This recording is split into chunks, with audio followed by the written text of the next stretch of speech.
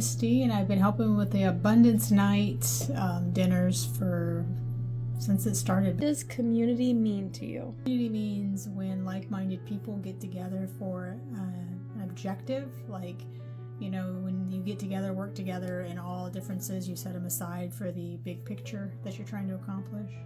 Why do you think that these meals matter? It matter whether people think they do or not, because I think people kind of forget that there are people in need, because if you're not in need, I don't think that you look past your own front door. And the reason that I help, the reason that I donate, and all that stuff is just because in my past, I grew up in a very low-income household. I never had food insecurity. My mom made sure of that, but she worked hard so I didn't have it. We went to government handouts that they did once a month and got the government foods. We had churches that would donate food. When my dad was sick, they donated food. They donated used toys. I can remember getting this doll that had not a stitch of clothing on it, but I thought it was the best thing ever because I didn't have anything. So if you don't look past your front door, you're going to think the world is perfect. But people are hungry. Your neighbors are hungry. Your friends are hungry. They need something, and even if they're not, even if they come to these dinners just because they want to get out of the house or they don't want to cook, that's just as important as well, because sometimes they just want to know that somebody cares, that they don't have to worry about a meal because somebody's already got it covered. If someone wanted to help and they're watching this, what would you want them to know about helping?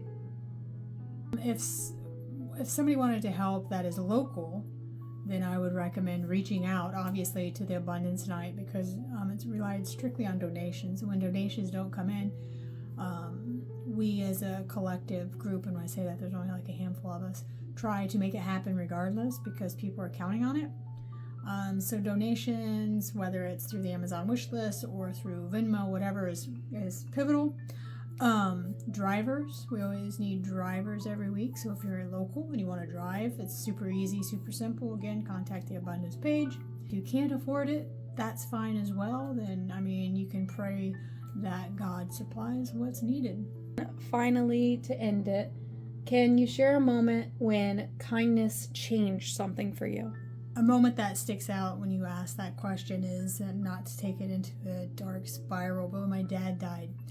He died at home, and it was just me and my mom.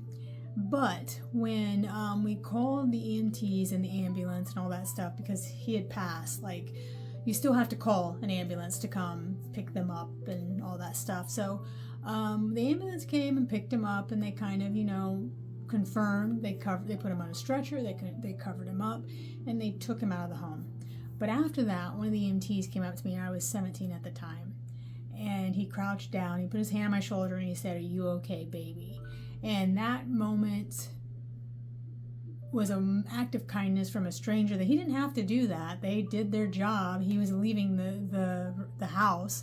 He didn't have to do that, but that moment kind of resonates with me, that in that moment of despair, heartache, sadness, grief, all of that, he took the time of doing a simple gesture that stuck with me for over 30 years.